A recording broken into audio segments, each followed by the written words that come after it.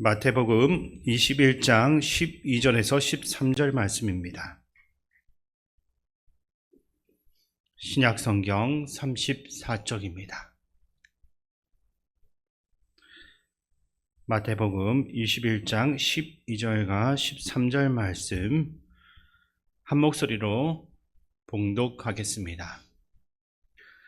예수께서 성전에 들어가서 성전 안에서 매매하는 모든 사람들을 내쫓으시며 돈 바꾸는 사람들의 상과 비둘기 파는 사람들의 의자를 들러 엎으시고 그들에게 이르시되 기록된 바 내 집은 기도하는 집이라 일컬음을 받으리라 하였거늘 너희는 강도의 소굴을 만드는도다 하시니라. 아멘. 우리는 다니엘서 12장 4절의 예언처럼 세상이 빠르게 왕래를 하고 지식이 폭발적으로 증가하는 시대를 살아가고 있습니다. 또한 디모데후서 3장이 경고했던 것처럼 사람들은 자기 자신과 돈을 사랑하며 하나님을 사랑하기보다 쾌락을 더 사랑하는 시대를 살아가고 있습니다. 경건의 모양은 있지만 경건의 능력은 점점 사라져가고 있습니다. 또한 마태복음 24장에서 말씀하신 주님의 재림을 알리는 징조들도 곳곳에서 나타나고 있습니다. 그렇다면 이런 시대를 살아가는 우리에게 가장 필요한 것은 무엇이겠습니까? 깨어 기도하는 것입니다. 깨어서 기도하는 것이야말로 마지막 때를 살아가는 성도들에게 주어진 가장 확실한 재림의 준비일 것입니다. 마태복음 25장의 열처녀 비유를 보면 신랑이 더디오자 열처녀 모두가 졸면서 잠이 들었습니다. 그러나 그 가운데 5처녀는 기름을 준비했고 신랑을 맞이할 수 있었습니다. 주님께서는 이 비유를 통해서 마지막 때 깨어 준비하는 성도의 삶이 얼마나 중요한지를 가르쳐 주셨습니다. 그런데 우리가 기억해야 할 것이 있습니다. 마지막 때는 단지 어둠이 깊어지는 시대만을 의미하지 않습니다. 동시에 하나님께서 약속하신 성령을 부어주시고 하나님 백성을 더욱더 강하게 일으켜주시는 특별한 은혜의 때이기도 합니다. 그러므로 오늘은 기도에 대해서 마지막으로 한 가지를 더 나누고자 합니다. 왜 우리는 여기서 기도해야 하는가? 바로 이 질문을 이 시간 함께 생각해 보려고 합니다. 예수님께서 성전에서 매매하는 사람들을 내쫓으시면서 이렇게 말씀하셨습니다. 내 집은 기도하는 집이라 일컬음을 받으리라 하였거늘 너희는 강도의 소굴을 만드는도다. 예수님께서는 성전에 대해서 기도하는 집이라고 말씀하셨습니다. 그렇다면 지금 우리가 함께 드리고 있는 이 기도에는 교회의 여러 가지 사역 가운데 하나에 불과한 것이 아닙니다. 기도는 교회의 본질적인 사역입니다. 왜냐하면 교회는 처음부터 기도하는 공동체로서 세워졌기 때문입니다. 어떤 분들은 이렇게 질문할 수도 있습니다. 집에서도 충분히 기도할 수 있는데 왜 굳이 이렇게 예배당에 모여가지고 새벽 기도를 하고 이 늦은 시간까지 금요 기도회를 해야 됩니까? 그 이유는 교회가 하나님께 기도하는 집으로 세워졌기 때문입니다. 물론 이것이 예배당에서만 기도해야 한다라는 뜻이 아닙니다. 우리는 집이나 학교, 직장에서도 기도를 할 수가 있고 혼자 출퇴근하는 차 안에서도 하나님께 기도할 수 있습니다. 그리고 하나님께서는 우리가 어디에서 드리든지 그 기도를 듣고 계십니다. 예수님께서도 때로는 사람들을 떠나 한적한 곳에서 홀로 기도하신 적이 있습니다. 그러므로 우리의 골방 기도는 필요합니다. 그러나 동시에 성도들이 함께 모여서 기도하는 것도 중요합니다. 골방에서 하나님을 만난 성도들이 기도하는 집에 함께 모여 하나님을 찾는 것이기 때문입니다. 개인의 기도와 공동체의 기도는 서로 다른 것이 아닙니다. 개인의 기도가 공동체의 기도로 이어지고 공동체의 기도가 다시 우리의 믿음을 세워주는 것입니다. 그렇기 때문에 교회가 기도하지 않는다면 교회는 그 본질을 잃어버릴 수밖에 없습니다. 예수님께서 인용하신 말씀은 신약시대에 새롭게 선포된 말씀이 아닙니다. 이미 이사야서에 내 집은 만민이 기도하는 집이라 일컬음을 받을 것이다. 이렇게 기록되어져 있습니다. 성전은 처음부터 기도하는 집으로서 하나님께 바쳐졌습니다. 열왕기상 8장을 보면 솔로몬은 성전을 봉헌하면서 주께서 이름을 두시겠다 말씀하신 이곳을 향하여 드리는 종의 기도와 간구를 들어달라라고 간청했습니다. 하나님의 이름이 있는 곳, 그것은 본래부터 하나님께 기도하는 곳입니다. 그리고 신약시대의 교회의 시작 역시 기도와 함께였고, 그 교회는 바로 마가의 다락방에서 시작됩니다. 그곳에 모인 성도들은 마음을 같이하여서 오로지 기도하기에 힘을 썼습니다. 그 자리에 성령께서 임하셨는데, 성령께서 임하신 그곳에 교회가 시작됩니다. 성령을 받은 이후 초대교회 성도들이 마음을 같이하여서 모이기를 힘쓴 것도 성전이었습니다. 사도행전 3장을 보시게 되면 베드로와 요한이 제9시 곧 기도 시간에 성전으로 올라가던 중에 나면서부터 걷지 못하던 사람을 만납니다. 그리고 그 자리에서 하나님의 놀라운 역사가 나타났습니다. 초대교회 성도들은 기도하기 위해 모였고, 그 기도의 자리에서 하나님의 특별한 역사를 경험했습니다. 이것이 성경이 우리에게 보여주고 있는 교회의 모습입니다. 기도가 있던 곳에 성령의 역사가 있었고, 기도가 있었던 곳에 교회가 있었던 것입니다. 그러므로 교회가 기도하는 것은 특별한 일이 아닙니다. 교회가 교회답게 존재하기 위해서 반드시 필요한 일입니다. 그러나 기도하는 집으로 세워진 성전에서 기도가 완전히 사라지게 되면 그것은 무엇으로 변합니까? 만민이 기도하는 집이라 일컬음을 받아야 할 성전이 강도의 소굴로 변해버립니다. 우리가 흔히 걱정하는 것은 교회가 세상처럼 변하는 것입니다. 그러나 예수님은 그 말씀을 통해 보면 더 두려운 것을 알려주고 있습니다. 교회에서 기도가 사라지게 되면 교회는 오히려 세상보다 더 못한 곳, 강도의 소굴로 변할 수 있습니다. 그렇다면 교회가 기도하는 집이 되는 것과 기도가 사라진 집이 되는 것, 어떤 쪽이 더 쉬운 일이겠습니까? 놀랍게도 기도하는 집이 되는 것이 기도하지 않는 집이 되는 것이 훨씬 더 쉬운 것입니다. 왜냐하면 기도는 저절로 되는 것이 아니라 온 힘을 다해야만 되는 일이기 때문입니다. 오늘 이 금요기도의 자리에 나오신 여러분들은 기도하기 위해서 이곳에 걸음을 옮기셨습니다.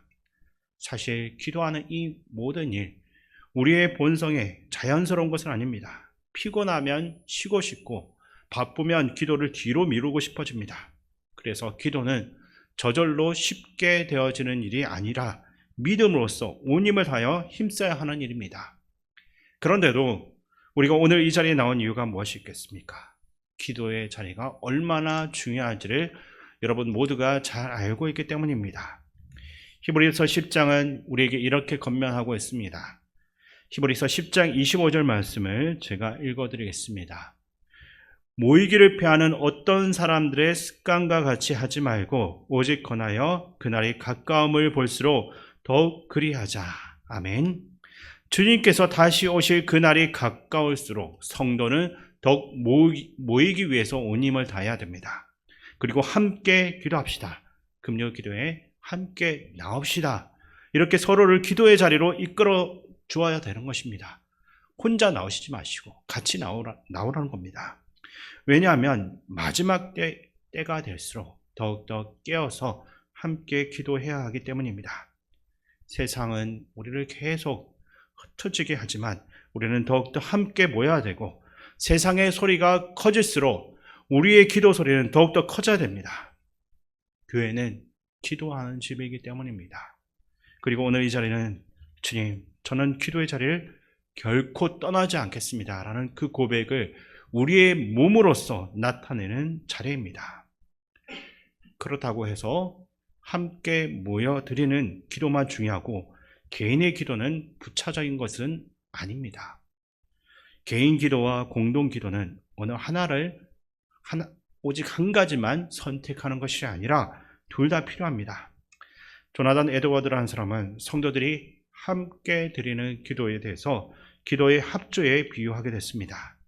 여러 사람들이 함께 기도할 때 각자의 기도가 하나로 어우러져서 아름다운 소리를 만들어낸다라는 뜻입니다. 우리가 각자의 자리에서 드리는 기도를 하나님께서 듣고 계시지만 함께 이렇게 모여서 기도할 때는 또 다른 은혜가 있습니다. 누군가의 기도는 바이올린처럼 섬세하고 어떤 이의 기도는 첼로처럼 깊은 소리를 내고 또 누군가의 기도는 팀파니처럼 힘이 있을 수 있습니다. 이처럼 서로 다른 기도가 한 자리에 모여서 아름다운 합주를 하나님 앞에서 나타내는 것입니다. 그런데 좋은 합주는 하루아침에 만들어질 수가 없습니다. 각각의 연주자가 보이지 않는 곳에서 꾸준히 연습하듯이 우리도 골방에서 개인 기도를 충실히 쌓아 나가야 됩니다. 혼자 있을 때 하나님과 깊이 교제하고 아무도 보지 않는 곳에서 기도의 자리를 지켜 나가야만 됩니다. 그렇게 골방에서 쌓은 기도가 공동체의 기도와 만나게 될 때 우리의 기도는 더욱더 깊어지고 풍성해질 수밖에 없습니다. 골방의 기도가 공동체의 기도를 세우고 개인의 기도가 교회의 기도를 더욱더 풍성하게 한다는 것을 잊지 마시기 바랍니다. 그러므로 우리는 골방에서도 기도하고 이러한 기도의 집에서도 함께 모여야 합니다. 혼자서도 기도하고 함께 기도하는 데도 온 힘을 다해야 되는 것입니다. 성경을 보면 각자의 자리에서 기도할 때도 하나님은 분명 놀라운 응답을 주셨다고 합니다. 그러나 성도들이 하나님의 집에 나와서 함께 기도할 때 더 특별한 하나님의 역사가 나타나는 사건들이 여러 번 기록되어져 있습니다.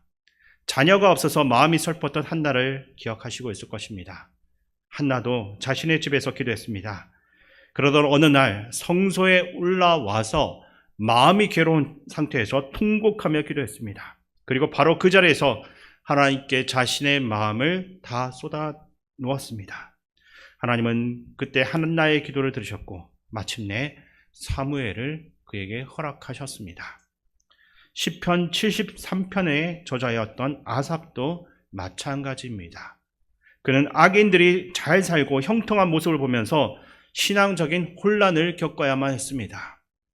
내가 거의 넘어질 뻔했다라고 고백할 만큼 마음이 흔들렸습니다. 그런 아삽이 어디에 들어갔을 때 상황이 달라졌습니까? 하나님의 성소에 들어갈 때 그들의 종말을 내가 깨달았나이다 라고 고백했습니다. 세상에선 정말 풀리지 않았던 질문이 성소에서 풀렸습니다. 성소는 단순히 예배만 드리는 장소가 아니라 하나님의 뜻을 깨닫고 믿음이 회복되는 자리입니다. 이것은 신약으로 넘어가면 더욱 분명해집니다. 마가의 다락방에서 성도들이 함께 모여 기도할 때 성령께서 임하셨습니다. 사도행전 3장에서는 베드로와 요한이 제9시 기도 시간에 성전으로 올라가던 중 나면서부터 걷지 못하던 사람이 일어나는 놀라운 역사를 보았습니다. 또 사도행전 12장에서는 베드로가 감옥에 갇혔습니다. 성도들은 각자의 집에서 기도할 수도 있었지만 그들은 한 곳에 모여서 간절히 하나님께 부르짖었습니다. 그리고 그 기도의 자리에서 하나님께서 일을 하시기 시작했는데 천사를 보내 베드로를 감옥에서 이끌어내셨고 굳게 닫혀있던 옥문을 열어주셨습니다. 성경은 이렇게 우리에게 반복해서 보여줍니다. 한나가 마음의 슬픔을 내려놓고 위로받은 곳, 아삽이 신앙의 혼란을 넘어서 다시 한 번 더 깨달음을 얻은 곳, 제자들에게 성령이 임한 곳, 걷지 못하던 사람이 일어나던 곳, 갇힌 베드로를 위해 교회가 함께 기도했던 곳, 그것은 모두 하나님 백성들이 함께 모여서 기도하던 자리입니다. 그러므로 우리가 함께 모여 이렇게 기도하는 이 시간은 결코 가볍게 여길 만한 것이 아닙니다. 우리가 함께 기도하는 이 자리는 하나님의 역사를 우리가 간절하게 기다리는 자리입니다. 오늘도 하나님께서는 기도의 자리를 통해서 일하신다라는 이 사실을 믿으시기 바랍니다. 마음에 슬픔과 아픔이 있는 분이 있으십니까? 한나처럼 그 문제를 가지고 하나님께 나아가 이 시간 간절하게 기도하시기 바랍니다. 신앙에 대한 혼란과 고민으로 힘들어하는 분이 있습니까? 아삽처럼 하나님의 성소로 나아가 하나님을 찾아야 됩니까? 성령의 충만함을 또 사모하고 있습니까? 마가의 다락방에 모여 있었던 그 사람들처럼 함께 모여 기도하는데 온 힘을 다해야 될 것입니다. 하나님의 특별한 역사를 기도하는 분이 있습니까?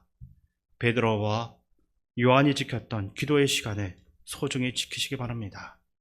마지막으로 목회자와 교회를 위해 기도하고 싶다면 옥에 갇힌 베드로를 위해 성도들이 함께 모여서 기도했던 것처럼 우리도 이 시간 이렇게 한마음으로 기도해야 될 것입니다.